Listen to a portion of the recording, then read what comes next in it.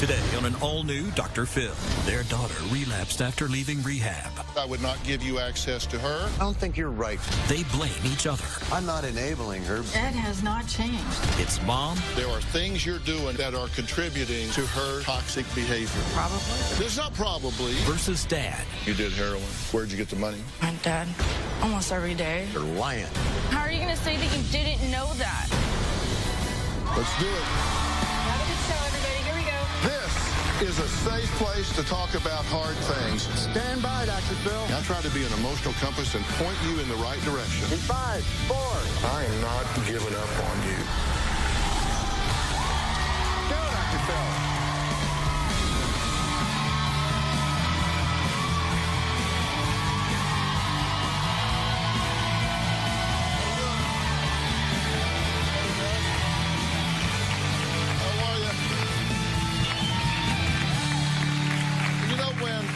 Pam and Ed last appeared on this stage.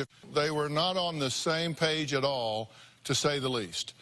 In fact, they were at each other's throats, with Pam accusing Ed of enabling their 24-year-old daughter Andy's addiction to oxycodone. Pam claimed Ed was an alcoholic who gave Andy at least $200,000, which she used for drugs. Ed even arrived on stage with a black eye. He says he couldn't remember how he got it because he was so drunk the night before the show. My daughter's currently addicted to oxycodone, and my ex-husband has been sabotaging her recovery by financially supporting her drug habit. Ed has spent about $200,000 for her to use on her drug for the last 8 years. Andy has been in about 6 different rehabs since she was 15. I can't understand how a father can do that to their children. Pam, what's your goal here today? To make this madness stop. Here's what Pam's ex-husband Ed has to say for himself. Andrea is the daughter from hell. I give her money because I know what's going to happen if I do not do it. She's either going to die of an overdose or she will probably end up with a pimp. I'm an enabler. I think there's a hell of a difference between being an enabler and a caring enabler. Are you part of the problem? Yes, I am part of the problem. You took her to a drug house to get it. Don't You would say. rather that she would go through those physical withdrawals? I'd rather she be in rehab and you leave her alone. What happened to your eye, by the way? You have a black eye. I have a really They've bad covered it black up eye. some, but you have a black eye. I again, passed out. Why did you pass out? I have no idea. You called me last night. You were drunk out of your mind. Maybe that's what happened then. You're killing your daughter. What do I do? Tell me what to do. Do you really want to know, or is this just a glib question? We have to understand, you're giving her that money to make yourself feel better, not to help her. I think that's a crock of but I'll go along with it. All I want you to do is tell me what to do. How can I help my daughter? That's all I need. She's smoking black tar heroin. She is playing Russian roulette and spinning the cylinder every time you give her money. That has to stop. Well, as you can see, things were really heated between Pam and Ed, and then when Andy joined the conversation, the accusations really started flying. I was in there, took a all day. I'd call my dad and try and get money. Do you have like $20? Can you want $20 so I can bring it through the weekend? My dad gave me $30. I definitely feel better now. It's like a daily thing. I wish I could just wake up and feel normal. So she calls you, gets the money, goes from there, gets the drugs, smokes them, gets high, and then calls you again. It wasn't that I handed her 200 grand and said, here, go screw up your life. Well, actually, kind of you did. Actually, kind of did, didn't I? You told her you hope she overdoses and dies? God, no. One of these days you would overdose and die. When she calls you for money, do you call her a whore? Is that a terrible thing to sell somebody? Yes, that would be on the list of don't say. She may have been to 6 rehabs. I'm not going to be involved in number 7 if you two are not willing to do as much work while she's gone as she is while she is gone. Ben Levinson, he's the founder and CEO of Origin Recovery Centers, and we're going to have to do whatever has to be done. Are you willing to do this? After the taping, Andy went directly to Origins Recovery Center on South Padre Island in Texas, where counselors said she did well for the first 90 days. Then after spending some time in a sober living facility, Andy relapsed, which started a downward spiral. Now, ultimately, Andy had to move back in with one of her parents, and it just went from bad to worse. I had nowhere else to go, so my only option was to go back home. I let Andy come home, but I had some rules. I had a curfew. If I drank again, she was going to cut off visitation with my daughter. She was there for about 2 weeks. One night she got drunk and she didn't come home. My mom kicked me out. I moved in my dad's place just because I had nowhere else to go. This time, when Andy lived with me, I watched her like a hawk. Anytime I gave her money, I got the receipt. I was so adamant about knowing where every damn dime went.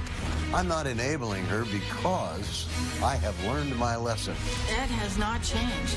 It was like, here we go again, deja vu all over again. My dad didn't have rules, but I did start drinking more. My dad gave me minimal amount of money. It was $20 a day, if that. Moving in with her father was the worst thing that could happen to her. I set her down, and I said, Andy, you're drinking way too damn much. You don't approve of it. In order for me to get to this interview, I had to drink to get through it. I can't function right now. A few weeks ago, Andy texted me and told me that she was going to move to another state to be with a family friend, and I don't know if she's doing drugs. I knew that if I stayed there, my drinking was going to get worse. My greatest fear is that she will die, and there's nothing I can do to stop it. Well, Ed blames one person for Andy's relapse, and it's frankly not Andy. I blame Pam for Andy's relapse. Pam is the coldest woman I've ever met. I wouldn't call her a bitch. She is a bitch. He is a pathological liar. He is a narcissist. He is the king of manipulation. Pam did not sympathize with Andy after she returned home from treatment. Pam's rules were entirely too strict. She's too harsh. And not set rules down like she's 15, 16 years old anymore. You know, you can't go out at night, or you can't spend the night out. She's 25 years old almost. I find that laughable. That goes to show how out of touch he is with her recovery plan and what you're supposed to do and what you're not supposed to do. Under Pam's rules, I'm not surprised at all that Andy started drinking. It's just absurd. The rules that I set for her, they were no different than when she was in rehab. I believe when Andy got out of treatment that you should sympathize with her a bit. Not baby her, be understanding that she's in a delicate place. Pam needs to be more sensitive. Andy was in a healing process. Don't belittle her. Don't criticize her. If there's any person to blame, that would be Andy. And I believe that Andy would agree. Pam needs to not be so strict. It would help if Pam would lighten up. Let me tell you why I agreed to have y'all back. I agreed to have you back because my philosophy is you never surrender to the disease. That's why I agreed to have you back. What do you think needs to happen? Well, obviously, Andy needs to go back into rehab. She has to find her way. I really think that based on my experience with her in this last treatment facility, that we still haven't quite reached that core of whatever it is that drives her to not work her program. But you don't have all the answers. I don't have all the answers. No, and you don't have all the answers. No, we've got very few of them. I do think it's a process. I think it's a layered process. Yes. I think it is a family dynamic. And during their last appearance on the show, I gave Pam and Ed very specific instructions on what their next step should be and suggested that they read Dr. Frank Lawless's book, Not My Child. You would think that they would follow my advice and do everything in their power to help their daughter's process, right? Well, did they? Take a look. this book is going to be required reading for the two of you. And when I say required reading, I mean test. Dr. Phil wanted Ed and I to each read Dr. Lawless's new book called Not My Child. When I was given the book a year ago, I didn't really read it cover to cover. I read the book a year ago, but I didn't read it cover to cover because it hit a chapter, it felt like it didn't apply to me, then I would move on to the next chapter. Knowing that I'm coming back on the show, yes, I have read the book. I'm about halfway through it. Not just read the book, studied the book a bit. What I learned from the book.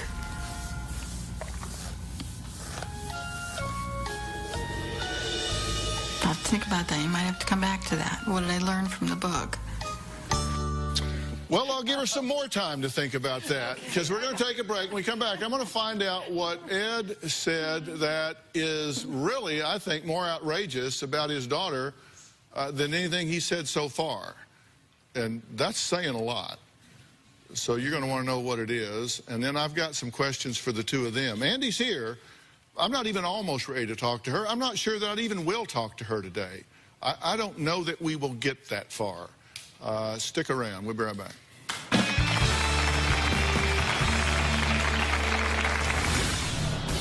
Are you still drinking? No.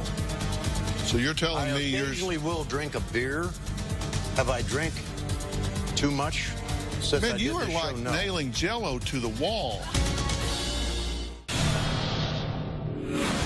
I don't think Andy is a full-blown addict. I don't. I don't think Andy's a full-blown alcoholic because she can stop herself and do her drug of choice. This is going to sound stupid, too. Maybe I am this dumb. When she did meth, she would get skinny and her complexion would go bad. I'd bring that to her attention. Andy, what are you doing? Why are you so damn skinny? Then she did Oxycontin because it didn't affect her complexion quite so bad. It didn't affect her weight. I feel like she's not the hardcore addict that she portrays herself to be. That was Ed talking about his feelings regarding his daughter Andy's addiction. I sent Andy to rehab at Origins when they came on the show last season because she was smoking oxycodone. Now, you just said, I don't really think she's that bad. You think she does a lot of this for attention? To a point, yes. I believe she's an addict. Yes, I believe that she's an alcoholic. But I believe that there is a deeper problem. What causes her to continue to do it?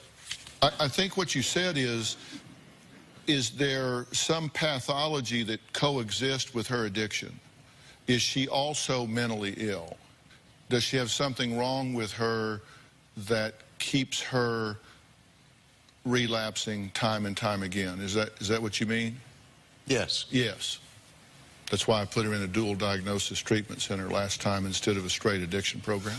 But are you perfectly aware of the fact? I had no knowledge of any of that because I am not on the medical records where I can talk to my daughter when she's in rehab. Pardon me? Was I on her medical record where I could talk to her while she was in rehab? Simple question, yes or no.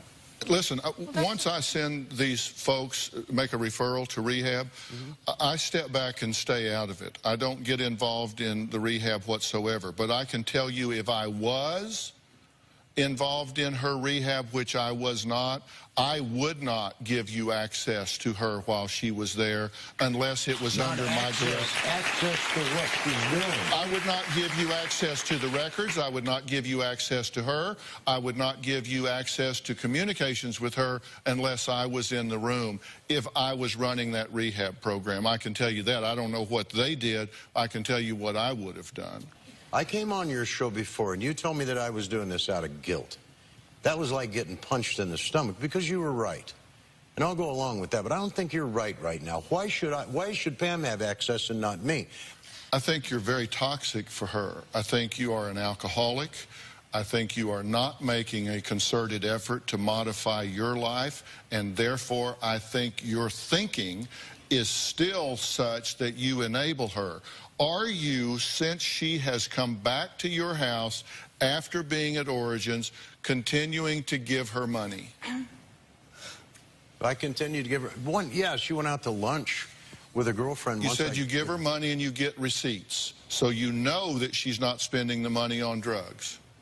We asked you for those receipts. Did you give us any? I didn't give her any money except twice. Did I buy her a Coke? Yes. Actually, you told us you gave her $20 on 5 different occasions. That's possible. Are you counting Saturday night here, too? So that would be 4 times that she was That would with be me. 6, because at the time we did the interview, it was 5. That was before Saturday. It's possible, I guess. But the point is, I didn't give her $50, $100. I didn't give her $500. Are you still drinking? No. Surprise? You told us you stopped drinking whiskey and started drinking beer. So, that is not what I told them. No, I really never drink whiskey. The night that before the show, I drank a lot of whiskey. I didn't fall down. Nobody gave me a black eye. I had to fight for it. You got in a fight? Story number 4 now. Did your mouth get you in a fight? Well, I think we can pretty much rely on that. I'm not bashful. However, so you're telling I me you're... occasionally will drink a beer. Have I drank too much since I Man, did you are this like show? No. nailing Jell-O to the wall. I know. I say, do you drink? Are you drinking? You said, no, I'm not drinking. And I say, well, you told us you were drinking beer, not whiskey. No, I didn't tell you that. I don't drink whiskey. Then you said, well, I drank whiskey the night before the show because I got in a fight and got punched in the eye because I got a big mouth. And he said, well, but then I do drink some beer. But then you said you didn't drink, but then you said you do, and you said I don't drink whiskey, but then I did. I mean, you contradict yourself. You're not even a good liar. Like, I think drinking in excess. Will I have a beer occasionally? Absolutely. Yes. Have I drank too many beers since I did this show in one night? No. No. Are we going to glare at each other No, I'm all waiting for day? you to contradict yourself. It's just... Oh, no, I'm listening. It's just a matter of time. I mean, in a matter of time, you're going to say, well, except for the 4 times that I did. I mean, come on. Listen, this is not about you and me. Because I'm here about Andy. I'm not here about showing that I can out-talk you. I am here about getting Andy some traction in her life. That's all I care about. If you're happy with what you're doing... Well, don't put words in my mouth. I never said I was happy. I'm not putting words in your mouth. I don't care what you say or don't say.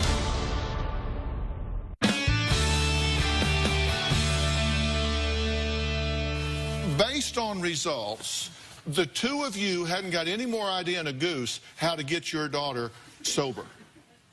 Because if you did, she would be. Okay, wait. Dr. Phil, I have worked very hard to do my part in, as a parent of an addict, in learning what to do and what not to do. Based on results, I have to do my part. How are you doing? Based on results. I'm doing much better than I was a year or 2 years ago, for sure. Absolutely. I have reached out to every resource that is available to me so that I can educate myself and learn what to do and not to do for Andy. I'm going to promise you there's stuff you don't know about this. There are things you're doing in the dynamic with him that are contributing to her toxic behavior. Probably. There's not probably. Okay. I'm just telling you. You asked me, so I'm telling you. Okay. You've got to take a different approach to it. If you do the same thing over and over and over and she keeps going to the same spot, you got to take a different approach. You got to do something different. I understand that. And again, listen, I'm not here to argue with you. It's not my daughter. If you're happy with what you're doing... Well, don't put words in my mouth. I never said I was happy. I'm not putting words in your mouth. I don't care what you say or don't say. I want your daughter to get sober and get traction and become a meaningful, contributing member of this society. Become a mother that shepherds her daughter. This disease is nuts. I mean, it brings the whole family to a place of insanity. I'm just trying to find sanity for Andy and for I'm divorced from him. He's out of the picture. Unfortunately, he's not. Well, but Andy has to learn how to deal with that. I don't have to learn how to deal with that. Yes, you do. That's what I'm telling you. Where does she go when you kick her out? Toxic Ed. Thank you. No, thank you. When she leaves your house, where does she go? She goes to Ed's. Okay, so he's not out of your life. You say, I've divorced him, he's gone, he's out of it. No, he's not. He is a major player in your daughter's life. Yes, he is. So how can you say, he's gone, I don't care about him, but he's gone. But I say that from the position that I don't have to co-parent with him. I can't.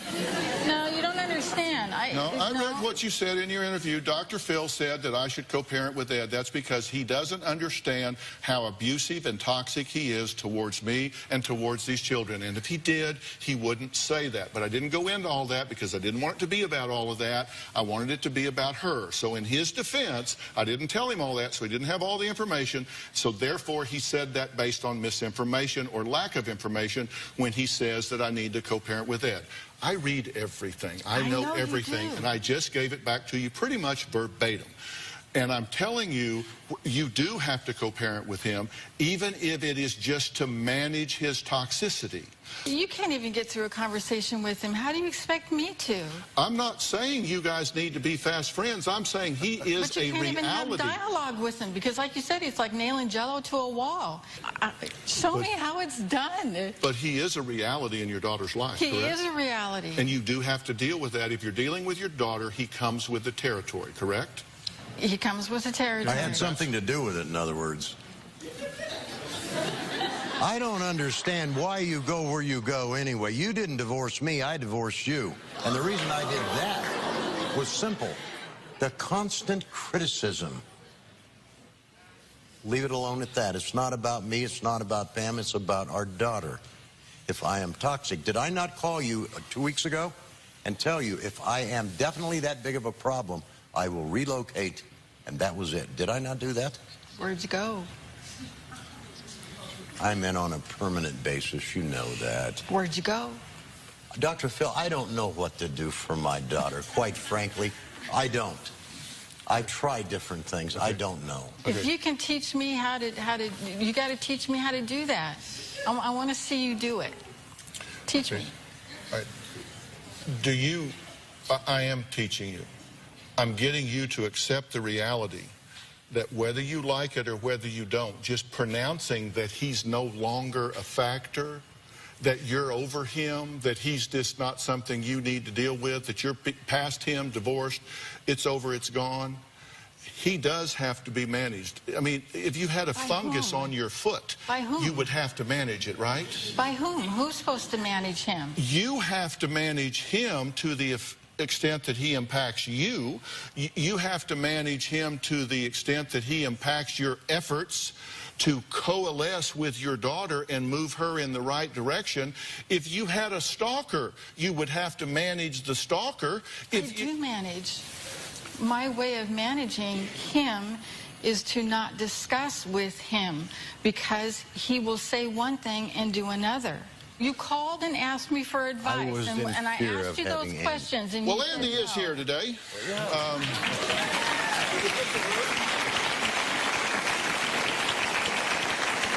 In fact, she is the one that wrote me asking for more help. We're going to find out who she says is to blame for her relapse. We'll talk about that when we come back.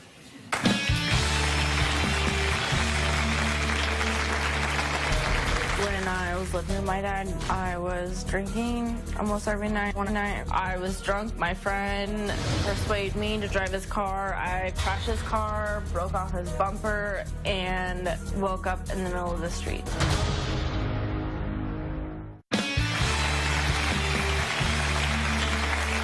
Andy says she spent 90 days at Origins where she blossomed into a responsible, sober woman. But after a month of sober living, following rehab, Andy relapsed and had to move back in with her parents. That's when things really got out of control. When I was living with my dad, I relapsed on heroin. I started shooting heroin. I was drinking almost every night. I was shooting heroin almost 3-4 nights a week. It wasn't my mom's fault. It wasn't my dad's fault. It was my fault. One night, I was drunk. My friend persuaded me to drive his car. I crashed his car, broke off his bumper, and woke up in the middle of the street. I don't know why I don't have a DUI. I have no idea. I love heroin. Last time I shot heroin was about 2 weeks ago. Do I want it? Yes, I really want it. I'm fine without heroin. I'm drinking, it's fine. The last time I drank was like 30 minutes ago. I can't be a normal person without this. I can't talk to you. I can't tell you what the hell is going on with me. Like, I just can't. Just can't. 2 weeks ago, I decided to call Dr. Phil for help. This sucks. I'm 24 years old and I don't know what the hell is wrong with me. Like, I've been through AA, I've been through 8 treatment centers. I just want to know what's going on. Why is this happening again? Well, what is going on, in your opinion, right now with you? What do you think is driving you right now? I mean, really, I don't know, but I think I'm just really depressed. I don't know what to do with myself. I don't know how to get better. I was better for a while, and then it just got a lot worse. A lot worse in what way? It just spun out of control. I started doing harder drugs. I was drinking all the time. And when you say harder drugs, what do you mean? Like heroin. And when was the last time you did heroin? 2 weeks ago. And where'd you get the money? My dad. Well, he says he got receipts from you every time, kept them, nailed them down, so he knew that you weren't using the money for drugs. No, that's not true. I miss getting a receipt from you. I remember that occasion when you went to lunch. I never gave you receipts. Ever? There was never any receipts. How many times did I give you money when you were with me? For what, 2 weeks? Like, almost every day. Every day? No. I'm talking about, like, to go to lunch, $20. And you bought heroin with the $20 I gave you to go to lunch. Yeah. But you're saying that I did this 5 times. If you ask me a silly question. Excuse me. I'm sorry. She didn't say you did this 5 times. She said you did it every day. Almost. There was sometimes a couple days where you didn't. Well, then that's not every day. And But how long were you with me? every day.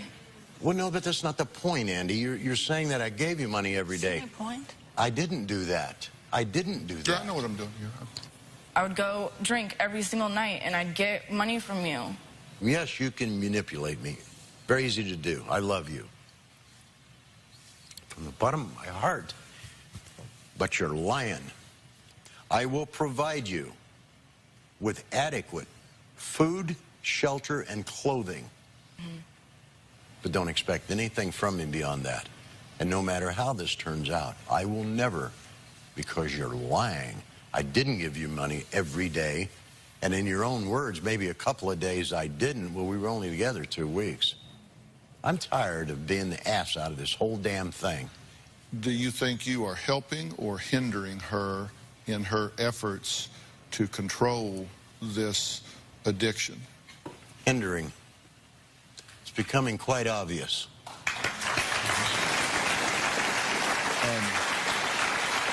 Now, hold on. I won't say a word. Hold on. And I'm not talking about your intention. I'm talking about the result. The result is, whether it's once, 5 times, 8 times, whatever, she is telling you that if you give her money, it's going in her arm, or it's going up her nose, or she's going to go drink herself to oblivion. Now, we know she does that. I hadn't used until I'd moved back to my dad's. All right, just a couple of weeks ago, Andy moved across the country to be with her new boyfriend, Isaiah, who she says buys alcohol and drinks with her. Well, we'll talk about that when we come back.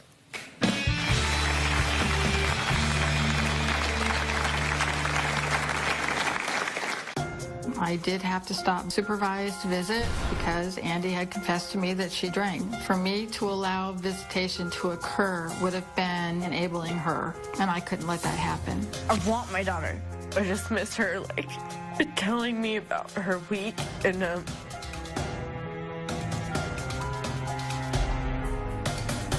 Pam uses my granddaughter as a pawn to get Andy to do what they wants her to do. That's wrong. All I'm trying to do is protect both my girls, my daughter and my granddaughter, period.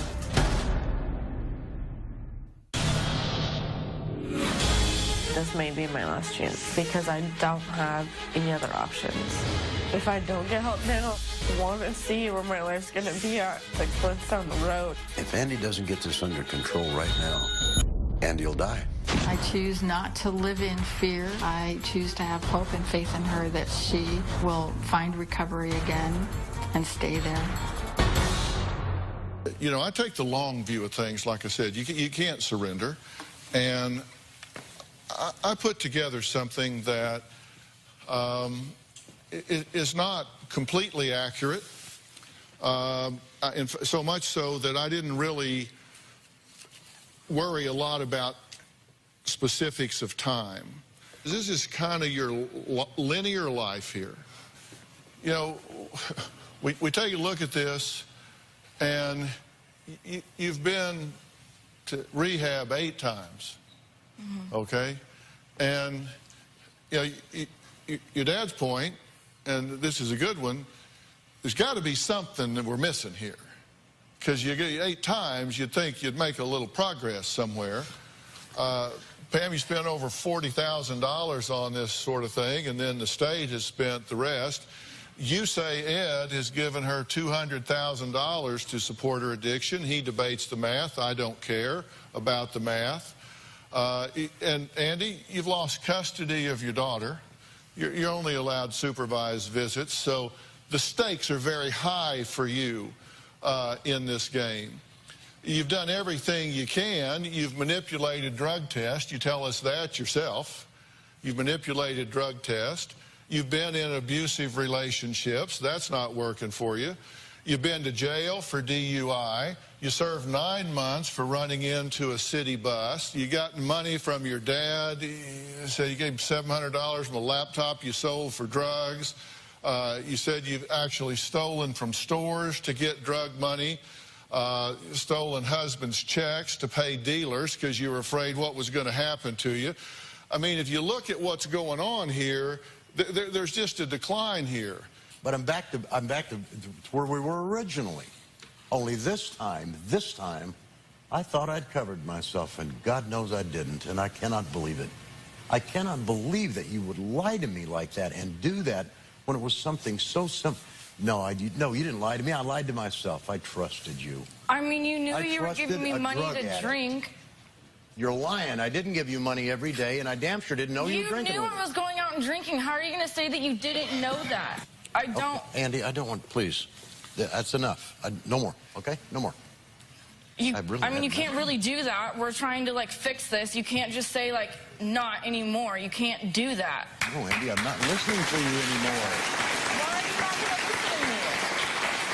That's not what I'm not listening. Telling you what happened? Here's the thing.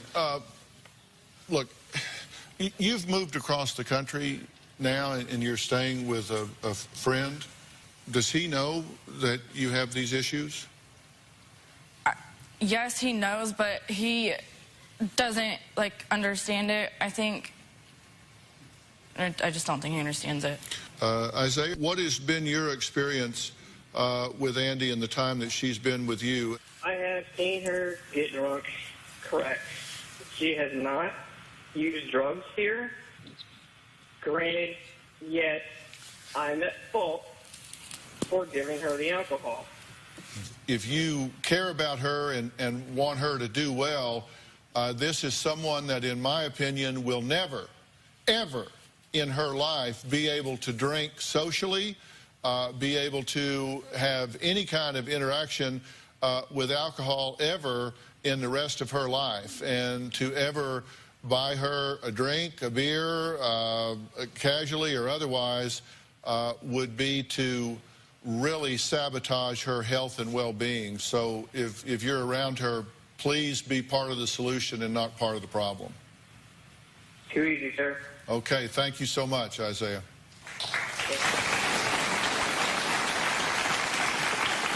All right, Andy's parents clearly play a role in their daughter's life. I'm going to tell them exactly what I think each of them needs to do to maximize the chance of her having a shot, a real shot, at getting clean and sober in a lasting way.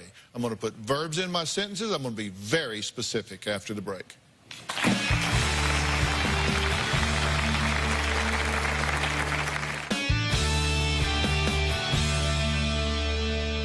You have a dysfunctional relationship with your mother. She puts down reasonable rules and guidelines, and you rebel against them. You know, there's a dynamic going on there that needs to be unraveled and diffused. I don't know everything about what that is, but I know it doesn't work for your recovery. You have a relationship with your father that is toxic. And I'm not here to throw you under the bus. You might fit nicely, but I'm not here to throw you under the bus. I believe you are an alcoholic, and I think unless and until you get that under control, you're not ever going to have a clear perspective of what she's dealing with and the ability to help her. I think that you don't even need to respond to that. I'm just telling you what I think. That's my assessment. And here's the deal. I think you're a follower. I think when you go into rehab and you're around people that are like-minded and they're all about sobriety and they're all about getting things headed in the right direction, I think you fall in lockstep, and I think you do very well. And then I think when you move to the next phase and there's less structure, then I think you start looking around and trying to figure out how you can expand your world, because I think you are very immature. I think socially, mentally, emotionally, developmentally, you kind of got fixed at around 13, 14 years of age because of your drug use. And so I think your ability to pump the brake and tell yourself that you need delayed gratification is really bad. I think you have impulse control disorder, and I just don't think you have an ability to tell yourself no. And so it does look a long way up from where you are, and that leads to depression and anxiety, which you medicate with your drugs. It's great to escape all of that instead of deal with it. And I think until you face that and deal with it and realize that you're going to have to dig your way out of this a step at a time, you're not ever going to get better. You can get sober, but being a white-knuckle sober is not really being sober. You've got to truly have some peace in your life. And you're not ever, in my opinion, going to have a chance to do that if you ever return to her house or his house or to that town again.